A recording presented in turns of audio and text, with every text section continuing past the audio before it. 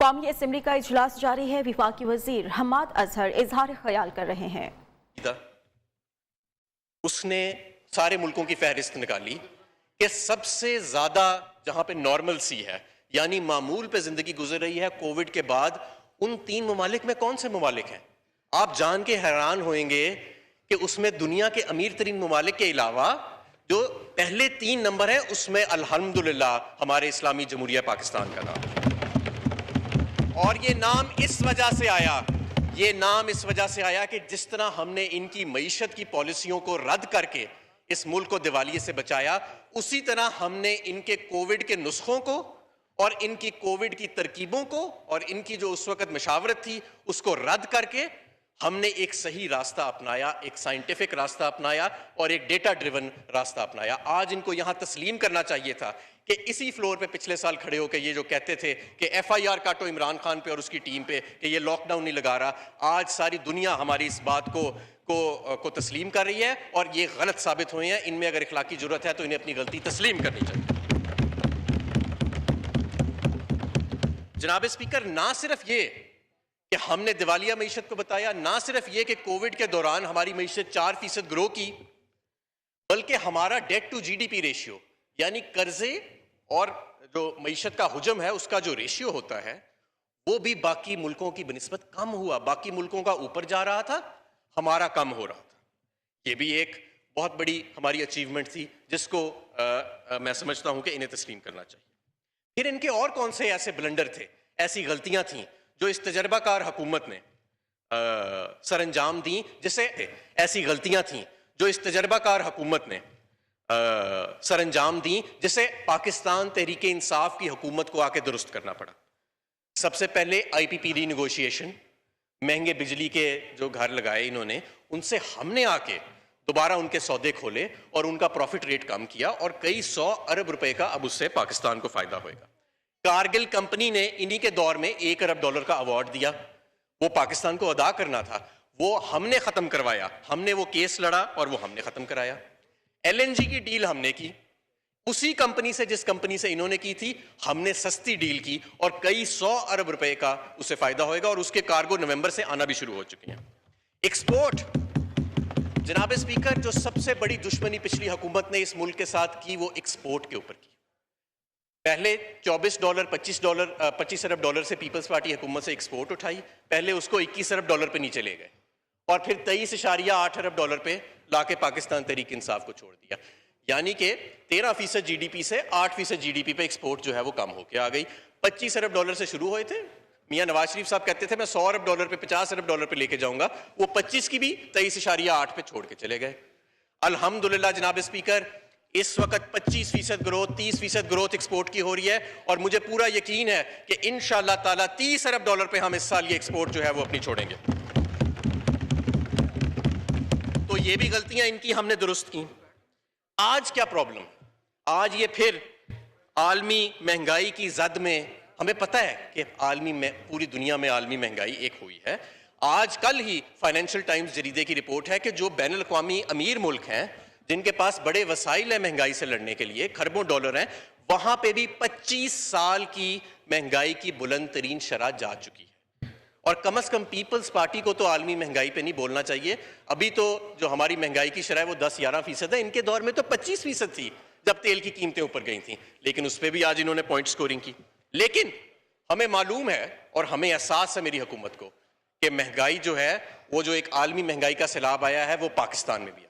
मुझे ये भी मालूम है कि इससे हमारा जो गरीब तबका है उसको सफर करना पड़ रहा है।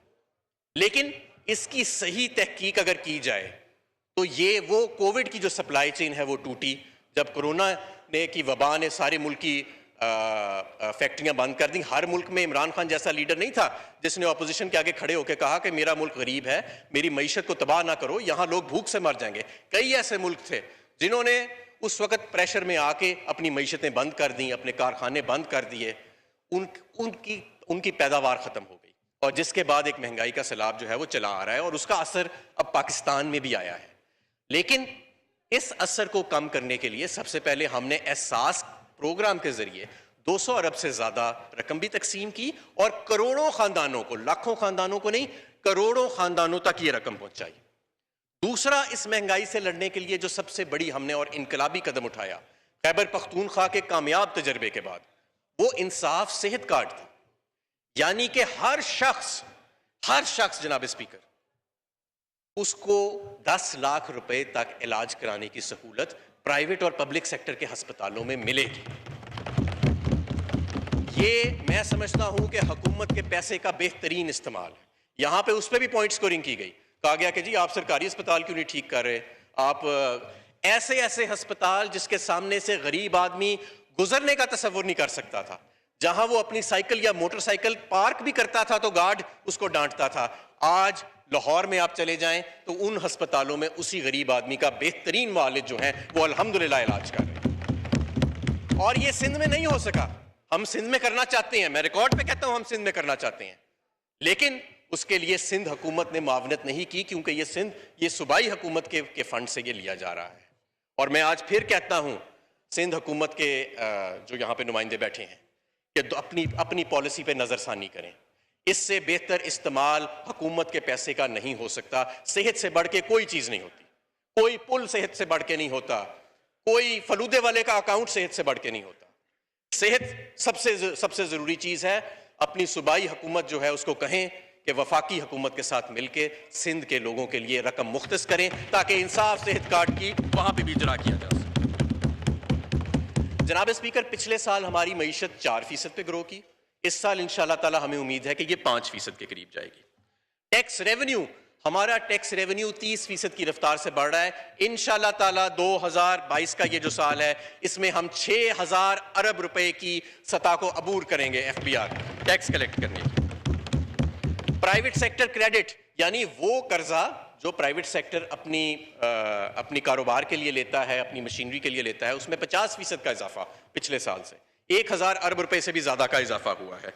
ये भी एक बढ़ती और फलती फूलती मईशत की नवीद देता है। जनाब स्पीकर, मैं आपको ये याद दिलाना चाहता हूं कि 2008 से लेकर 2018 तक पाकिस्तान डी इंडस्ट्रियलाइजेशन से गुजरा। यहां पे हमारी इंडस्ट्रियल बेस सुकड़ती रही। पीपल्स पार्टी दौर में तो इकोनॉमिक मिसमैनेजमेंट बहुत ज़्यादा थी, उनका कोई ज़्यादा ध्यान भी नहीं था इंडस्ट्रियलाइजेशन की तरफ। मुस्लिम लीग नून के दौर में इंपोर्ट्स का सैलाब और इंपोर्ट्स का जो ओवर वैल्यूड एक्सचेंज रेट सैलाब आया, तो इंपोर्ट्स ने हमारी मईशत को तबाह कर दिया। लेकिन जनाब स्पीकर, जब हम आए हैं आपने देखा कि हमारे दौर में लार्ज स्केल मैन्युफैक्चरिंग 10%, 12%, 15% तक ग्रो की, आज भी अल्हम्दुलिल्लाह ग्रो कर रही है। और लार्ज स्केल में अब पाकिस्तान में डी इंडस्ट्रियलाइजेशन से हम दोबारा री इंडस्ट्रियलाइजेशन की तरफ जो है अल्हम्दुलिल्लाह पाकिस्तान तहरीक इंसाफ के दौर में जा रहे हैं। और आपने देखा कि इस वक्त जो इंपोर्ट बढ़ी भी है, जो सबसे बड़ी one of the biggest items जो इंपोर्ट में बढ़ी हैं वो मशीनरी की आइटम्स हैं, प्राइवेट सेक्टर मशीनरी के लिए। तो ये भी पाकिस्तान तहरीक इंसाफ की एक बेहतरीन इंडस्ट्रियलाइजेशन की पॉलिसी का नतीजा थी। एग्रीकल्चर को देख लेते हैं। सबसे पहले तो ये कि क्रॉप ग्रोथ जो है वो दुगनी है मुस्लिम लीग नून के दौर से। पाकिस्तान तहरीक इंसाफ में क्रॉप ग्रोथ की मैं बात कर रहा हूं और ये पाकिस्तान ब्यूरो ऑफ स्टेटिस्टिक्स का पब्लिश डेटा है। इस साल इंशाल्लाह ताला दोबारा गन्ना, चावल, कॉटन, गंदम और मेज और चना, इनकी इंशाल्लाह ताला रिकॉर्ड पैदावार होगी अल्लाह के फजलो करम से। और मैं आपको ये भी बताऊं कि ये रिकॉर्ड पैदावार पहले जब होती थी तो इसका समर गरीब किसान तक नहीं पहुंचता था। इस मर्तबा आप देखें, हमने कानून साजी की, हमने शुगर मिल्स का कार्टेल तोड़ा, रिकॉर्ड गन्ने की फरोख्त 200, 250, 300 रुपए मन तक। जब हम आए थे तो सपोर्ट रेट 150 रुपया था और 130 रुपए भी कोई मिल वाला नहीं देता था। और कोई अफसर जुर्रत नहीं करता था कि उन शुगर मिलों के दफ्तर में जाए और उनसे ये डिमांड कर सके कि किसान को पूरा रेट दो। आज अल्हम्दुलिल्लाह 200, 250, 300 रुपए मन जो है वो गन्ना फरोख्त हो रहा है। जनाब स्पीकर, गंदम जब हम आए थे 1300 रुपए रेट था सपोर्ट का, इस वक्त 1800 से 2000 रुपए सपोर्ट प्राइस गंदम मुकर्रर की गई। कॉटन को देख लें, 3 गुना कॉटन जो है उसकी कीमत बढ़ी।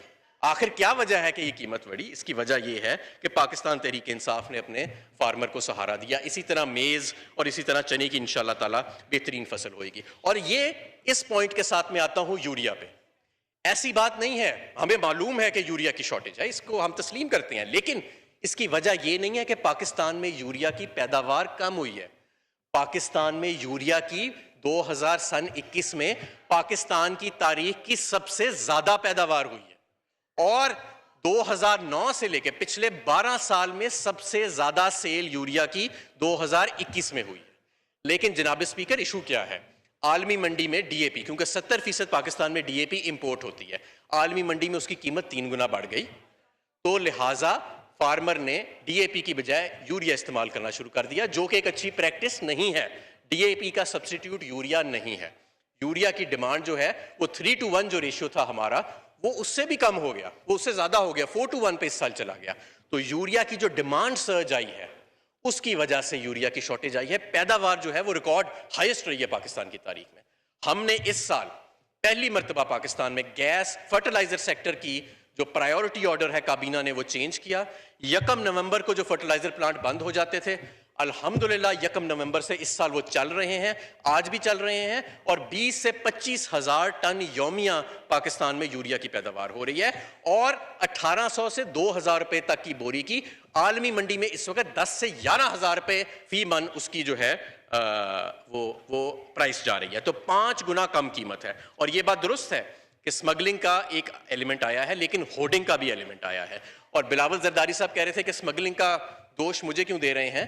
हम स्मगलिंग का दोष नहीं दे रहे सिंध हुकूमत को, हम होर्डिंग का दोष भी दे रहे हैं साथ। कि चाहे गंदम हो जिसे चूहे खा जाते हैं, या चीनी को चूहे खा जाते हैं, या चीनी हो या यूरिया हो, तो क्योंकि सिंध के अंदर रियासत का निज़ाम इतना कमज़ोर हो चुका है, करप्शन ने उसे मफलूज कर दिया है कि वहाँ पे एक क्रिमिनल गैंग्स के लिए, आड़तियों के लिए और होर्डर्स के लिए एक हेवन बन गई है। और ये मैं नहीं कह रहा, सुप्रीम कोर्ट के ऑनरेबल जजेस के जरा कमेंट सुने कि वो थरपारकर के बारे में क्या कह रहे हैं, वो सिंध हुकूमत के बारे में क्या कह रहे हैं। उन्होंने चंद माह पहले ये कहा था कि ऐसे मालूम होता है कि सिंध में कोई हुकूमत है ही नहीं। लेकिन ये बहरहाल हमारा ये दोष है। अब मैं आ जाता हूं जनाब स्पीकर, जो बजट के ऊपर कायदे हिस्ब इख्तलाफ ने, और ख़ास तौर पर पहले मैं बिलावल जरदारी साहब का जिक्र करता हूं, क्योंकि उन्होंने आधा घंटा एक लिस्ट पढ़ी जो उन्हें किसी ने दी कि ये फलानी जगह भी टैक्स लग गया, ये फलानी जगह भी टैक्स लग गया। देखें, बंदे ने ज़िंदगी में कभी एक दिन भी काम किया हो, कोई कारोबार किया हो, तो फिर आपको पता लगे कि ये जितने टैक्सेस का आप जिक्र कर रहे हैं ये सारे एडजस्टेबल टैक्सेस हैं। ये कंज्यूमर तक इनमें से 90% ने नहीं जाना। ये एडजस्टेबल टैक्सेस हैं, ये एफबीआर इन्हें रिफंड कर देगी। ये इकोनॉमी को डॉक्यूमेंट करने के लिए किए जा रहे हैं। लेकिन उन्हें क्योंकि नहीं बताया गया, तो उन्होंने आधा घंटा इस पार्लियामान का भी ज़ाया किया, आपका भी किया, मेरा भी किया। बहरहाल इसकी सिंपल एक्सप्लेनेशन ये थी, 300 अरब के जो टैक्सेस हैं जो हमने इस पे लगाए हैं, उसमें से 270 के एडजस्टेबल टैक्सेस हैं। यही वजह है कि हम उसको फिस्कली न्यूट्रल समझ रहे हैं, कि यानी कि उससे टैक्स की मिकदार नहीं बढ़ेगी, लेकिन उससे डॉक्यूमेंटेशन होगी इकोनॉमी को। और मुझे ये भी पता है कि डॉक्यूमेंटेशन के खिलाफ भी बहुत सारी लॉबीज़ हैं, लेकिन आपने देखा कि अल्हम्दुलिल्लाह इस मरतबा जब फाइनेंस कमेटीज़ में टेक्निकल लेवल पे ये डिस्कशन हुई, तो मुझे खुशी है कि इवन कुछ अपोजिशन के मेंबरान जो थे उन्होंने भी ये इतराफ़ किया कि वाकई ये जो टैक्सेस लगाए गए हैं ये एडजस्टेबल हैं, और इनसे इकोनॉमी की डॉक्यूमेंटेशन को फ़ायदा पहुँचेगा। जो टैक्सेस एडजस्टेबल नहीं हैं वो लगाए गए हैं लग्जरी आइटम्स के ऊपर, महंगी गाड़ियों के ऊपर, महंगे खानों के ऊपर, सुशी के ऊपर, ऐसी चीज़ों के ऊपर जो अमीर लोग खाते हैं। और जाहिर है कि अमीर लोग जो हैं वो पाकिस्तान में उन्हें जितना वो टैक्स देते हैं उससे ज़्यादा टैक्स जो है वो देने की ज़रूरत है। अब मैं आ जाता हूँ एनर्जी के ऊपर। जो कायदे हिस्ब इख्तलाफ साहब ने कल बड़े अल्फाज इस्तेमाल किए, मनहूस हुकूमत, फ्रंट मैन, चोर, ये कल कायदे हिस्ब इख्तलाफ साहब ने अपनी तकरीर में ये लफ्ज़ इस्तेमाल किए। मैं उनका बड़े ही एहतराम से जवाब देना चाहता हूँ। मैं उन्हें ये बताना चाहता हूँ कि हमारी हुकूमत में कोई ऐसा वजीर नहीं है, हमारे लीडर के चपड़ासियों के अकाउंट से 4-4 अरब रुपए नहीं निकल रहे। वो कौन है? पहले तो हम समझते थे कि ये सिर्फ फालूदे वाला और रेडी वाला तक मामला है और मुश्ताक चीनी वाले तक मामला है। ये मंजूर चपड़ासी, क्या पापड़ वाला नहीं, मंजूर चपड़ासी है वो। मंजूर चपड़ासी के अकाउंट में से आपके 4 अरब रुपए कहां से निकल आए? ये कौन से पैसे हैं? ये भी मैं आपको बताता हूं कौन से पैसे हैं। जनाब स्पीकर, ये मैं आपको बताता हूं कौन से पैसे हैं। जनाब स्पीकर, गैस के ऊपर बात हुई और बिजली के। पहले गैस, हमारी जो सकत है इंपोर्ट करने की वो 12 कार्गोज हैं कॉन्ट्रैक्ट के मुताबिक। कॉन्ट्रैक्ट में पर एनम भी दर्ज है मिकदार जितनी हम उनसे मंगा सकते हैं टर्मिनल से, और डेली की भी मिकदार की रकम है।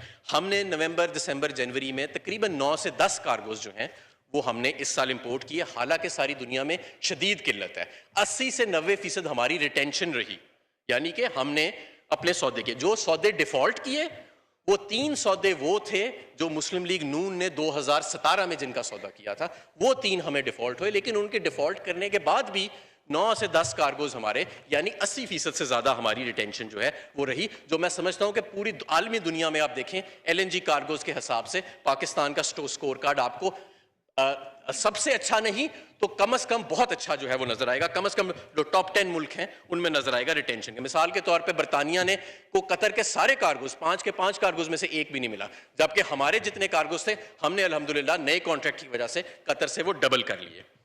एक और मैं आपको ये बात बताना चाहता हूं, ये बड़ी एक कंफ्यूजन है जो हमारे दौर में शुरू हुई। जब सर्दियों में गैस की किल्लत आती है वो कहते हैं जी शायद ये हुकूमत इतनी मासूम थी या इतनी इनकॉम्पिटेंट थी कि इन्होंने वक्त पे LNG नहीं मंगाई, कि हमें नहीं पता कि जी सर्दियों में गैस जो है वो उसकी किल्लत होती है तो LNG ज़्यादा मंगा लें। इसका LNG से बड़ा थोड़ा ताल्लुक है। LNG बहुत महंगी है, $40 की है, यहाँ पे हम बेच रहे हैं 200 रुपए के हिसाब से गैस। एक कार्गो जो 10 अरब का आता है LNG का, वो जब हम अपनी डोमेस्टिक साइट पे डाइवर्ट करते हैं तो उसके बदले हमें सिर्फ 1 अरब रुपया मिलता है। तो हम 1 या 2% सालाना 1 या 2% से ज्यादा हम LNG डाइवर्ट कर ही नहीं सकते। ये LNG के टर्मिनल जनाब स्पीकर लगाए गए थे हुकूमत के 3 LNG के पावर प्लांट जो हैं उनको गैस पहुंचाने के लिए, इनकी कैपेसिटी भी उतनी रखी गई थी।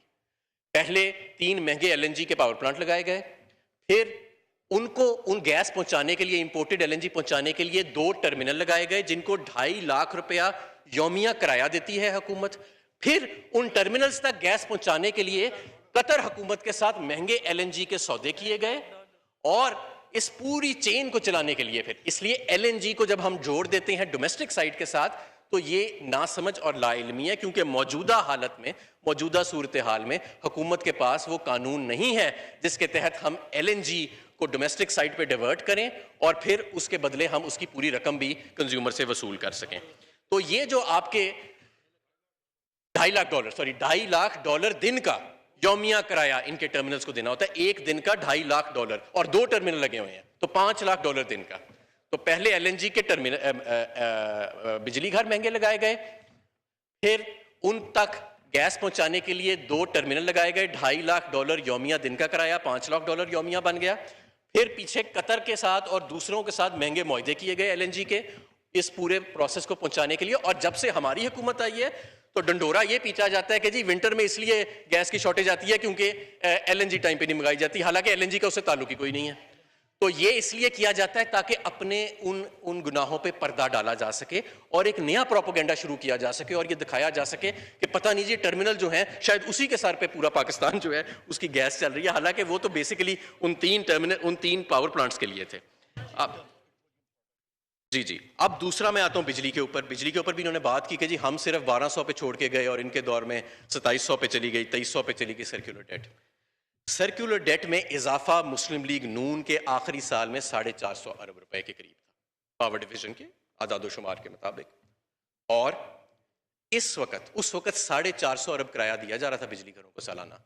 आज 850 अरब सालाना किराया दिया जा रहा है इनके किए हुए सौदों की वजह से, और सर्कुलर डेट में इजाफा 450 अरब से कम होकर पिछले साल 130 अरब पे चला गया। और इंशाअल्लाह ताला इस साल हम जो स्टॉक है सर्कुलर डेट का जो 2300 अरब का खड़ा हुआ है उसमें भी हम कमी लेके आएंगे, लेकिन जो फ्लो है यानी जो बढ़ने की रफ्तार है वो इनके दौर से 3 गुना ऑलरेडी कम हो चुकी है, हालांकि हम दुगना किराया दे रहे हैं।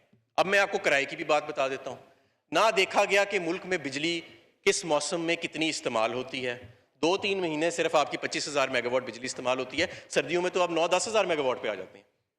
ना ये देखा गया कि आइंदा 2030 तक कितनी प्रोजेक्शन है बिजली की खपत की। पता नहीं किस लालच के पीछे सौदों पे सौदे किए गए, कॉस्ट प्लस टैरिफ, टेक और पे, 30% return on equity, sovereign guarantee, लेंगे बिजली तब भी पैसे, नहीं लेंगे तब भी पैसे, 1 साइडेड कॉन्ट्रैक्ट्स करके हुकूमत के हवाले, नई हुकूमत के हवाले कर दिया गया, फीते खुद काट दिए और किराया देने के लिए हमें छोड़ दिया गया। और आज सूरत हाल ये है कि 2013 में जो 180 अरब के किराए होते थे सालाना, वो 850 अरब के किराए बढ़ गए हैं, और जनाब स्पीकर चंद साल में ये बढ़ के 2500 अरब रुपए सालाना से भी तजावज कर जाएंगे इनके किए हुए सौदों की वजह से। हमने इनमें से कोई सौदा नहीं किया। अब इसकी कीमत किसने अदा करनी है? इसकी कीमत जाहिर है आम सारिफ पे जाती है। आखिर ये जो किराए देने हैं ये आम सारिफ ने देने हैं, और जब आप आम सारिफ से ये किराया नहीं लेते तो उतना ही आपका सर्कुलर डेट में इजाफा हो जाता है। उतना ही इजाफा आपका सर्कुलर डेट में हो जाता है। ये कहानियां सर्कुलर डेट की और इनकी मिसमैनेजमेंट की, और अगर आप इनकी बातें सुने तो आप यकीन माने कि कभी हंसी आती है, कभी रोना आता है कि किस तरह लोगों की आंखों में धूल झोंका जा रहा है, किस तरह की मैनेजमेंट की गई माजी में, और आज किस तरह। और यही वो बातें हैं जो सुनने के लिए आज वो तैयार यहां पे नहीं है। यही वजह है कि वो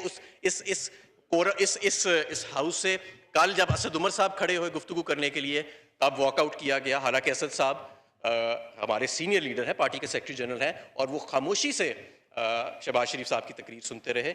आज जब मैं खड़ा हुआ हूं तो आपने देखा कि दोनों हजरात जो हैं वो जा चुके हैं और उनका आने का भी कोई निशान नहीं है। जनाब स्पीकर, अब मैं आपसे बात करना चाहता हूं, ये तो हो गई बजट के ऊपर बात के, जिसमें से अमूमन जो अक्सर टैक्सेस हैं वो एडजस्टेबल टैक्सेस हैं, और जो तजावीज़ आई हैं दोनों सेनेट की और नेशनल असेंबली की कमेटी से, उन पे फाइनेंस मिनिस्टर साहब गौर कर रहे हैं, और उनमें से जो कारमंद हैं इंशाल्लाह ताला उनके ऊपर जो है वो पूरी तरह अमल भी किया जाएगा। और अगर किसी जगह पे तरमीम है, किसी जगह अच्छा मशवरा हमें दिया गया है, तो हम खुले दिल के साथ उसको तस्लीम करेंगे। लेकिन मैं समझता हूं जनाब स्पीकर कि अब इन मौजूआत के ऊपर, ये जो आलमी मंडी के अंदर एक महंगाई का तूफान है, मुझे मालूम है कि जब से इसका असर पाकिस्तान में आया है तो कुछ लोग जिनकी सियासी दुकान बंद हो चुकी थी उनको बेचने के लिए अब थोड़ा सा चूरन मिल गया है। लेकिन इंशाअल्लाह ताला ये जैसे ही आलमी मंडी में कीमतें नीचे आती हैं, क्योंकि अगर हम माजी में जाएं और डेटा को देखें तो जब ये कीमतें ऊपर गई हैं जिस रफ्तार से, तो उसी रफ्तार से फिर ये नीचे भी आई हैं। तो इंशाअल्लाह ताला जब ये कीमतें नीचे आएंगी तो पाकिस्तान में भी ये कीमतें नीचे आएंगी, जैसे पहले भी ये माजी में जब ऊपर जाती हैं तो ये कीमतें नीचे आती हैं। पेट्रोल और डीजल अलबत्ता के पाकिस्तान में महंगा किया गया आलमी मंडी की वजह से, आज भी दुनिया के सस्ते तरीन ममालिक जहां भी पेट्रोल और डीजल मिल रहा है उनमें पाकिस्तान एक है। गैस, अलबत्ता के सर्दियों में हमें हमारी लोकल गैस फील्ड्स की डिप्लीशन की वजह से शॉर्टेज आती है, लेकिन आज भी हमने 2019 से उसकी कीमत नहीं बढ़ाई। यूरिया, अलबत्ता के किसान जो है, क्योंकि यूरिया की कीमत इतनी कम है पाकिस्तान में डीएपी के मुकाबले में, दुनिया की शायद सबसे कम कीमत हो, हमें मालूम है कि उसकी मांग बहुत बढ़ गई है, लेकिन उसकी पैदावार भी बढ़ी है और उसकी कीमत आज 5 गुना कम है बाकी सारी दुनिया से। तो ये सारे वो हकाइक हैं जो मैं समझता हूं कि बताना बहुत ज़रूरी है। बेहतर ये होता कि ये यहाँ पे बैठते सुनते हौसले के साथ, बड़े बड़े जुमले कसे गए। मैंने आपको बताया कि जिस तरह के जुमले कसे इन्होंने, हमने बड़े तहम्मुल से सुने, मैंने ऐसी कोई बात नहीं की। तो अगर ये बातें मेरी सुन लेते, गोशगुजार कर लेते, तो मैं समझता हूँ कि इसमें किसी का हर्ज ना होता। लेकिन कोई बात नहीं, आम आवाम तक बात पहुँचाना, आप तक बात पहुँचाना हमारा मकसद है। वो हम इसी तरह हकाइक के साथ, इस डेटा के साथ, इन कागजात के साथ जितना ये प्रोपोगेंडा करेंगे वो करते रहेंगे। और एक और मैं बात आपको बताता चलूँ कि आप जितना मर्जी शोर मचा लें, जितना मर्जी वॉकआउट कर लें, हम आपके चपड़ासियों के, आपके रेडी वालों के, आपके मुलाजमीन के अकाउंट से अरबों रुपए की बरामदगी करते रहेंगे, क्योंकि ये पैसा अवाम का पैसा है। शुक्रिया। अख्तर मेंगल साहब। अख्तर